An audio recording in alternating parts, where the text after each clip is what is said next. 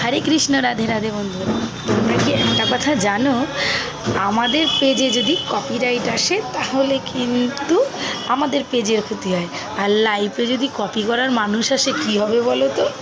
তোমার ভীষণ মজাই লাগবে। আজকে তুমি একটা কাজ করলে তাদের তো দেখলেই মনে হবে যেন তোমার ওটা হয়ে গেছে, আমাকে করতেই হবে করতেই হবে।